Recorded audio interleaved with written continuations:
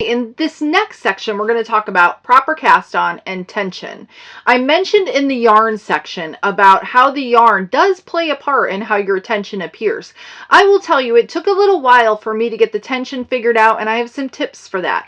But for the proper cast on, I'm going to start with the Sentro 48, and then I'm going to work through each of the machines. So you can just click on whichever machine you have and watch that cast on. It's pretty much the same for each machine. Okay, before we get started with the cast on the Sentro 48, I want to talk about mounting.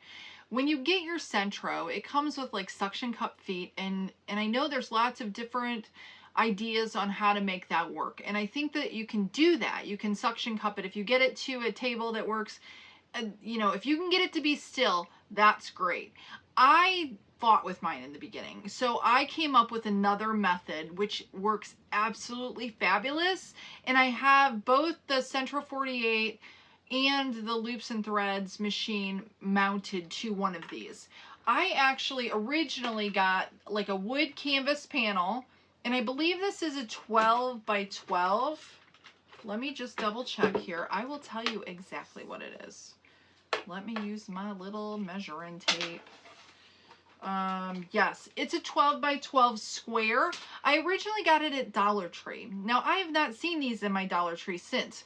So the one that I most recently purchased was at Hobby Lobby, I believe.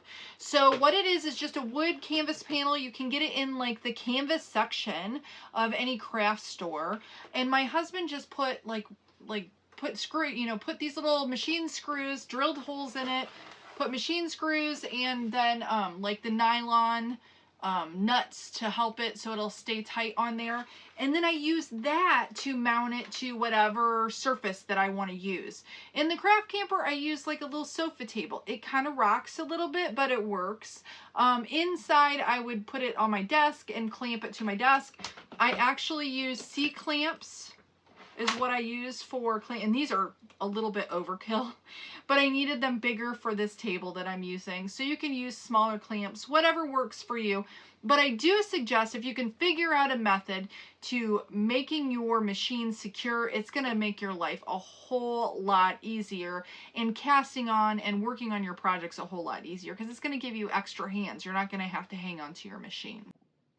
So I wanted to show you, I've got my machine all clamped down to the table here, but I wanted to show you what I have underneath my table. I have a plastic bin that I throw my yarn in.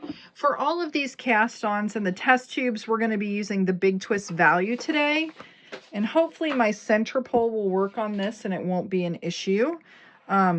Yeah, sometimes you'll find that it's not great, but I just throw it in the bin, and I just make sure I have, you know, it's not real tight, the yarn. I pull up some and I usually lay it over my leg.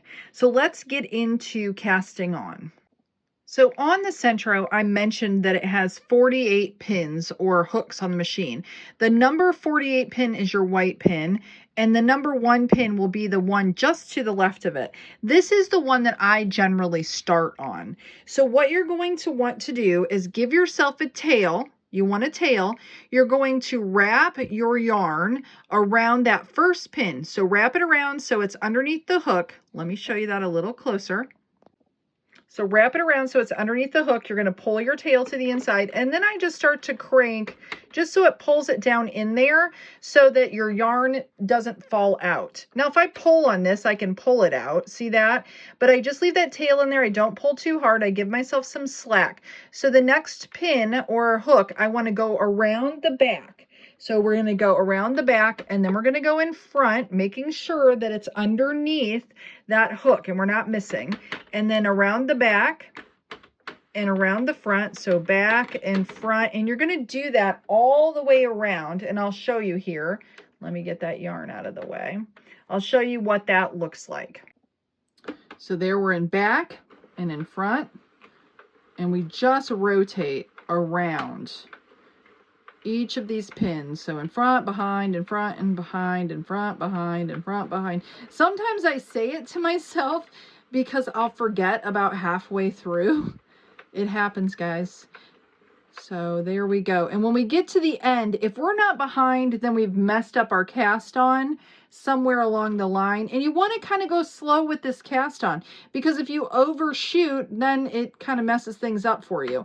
So you want to be behind that last one, and then you're going to want to make sure that you have it in the keeper. I'm going to show you something here real quick. Something that has happened to me many times is when I go to snap this in the keeper, let me grab the right one there, this yarn right here.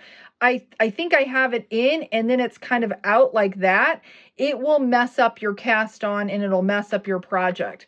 So you'll end up dropping stitches. So you want to make sure that that's snapped into the keeper, and then you want to make sure that you get your yarn in the proper tension setting. Now for 4-weight yarn, I generally always use the middle setting. Now for a 3-weight, I will go to this, the first setting for a tighter tension. But the thing that I do that not everyone does is I hang on to my yarn.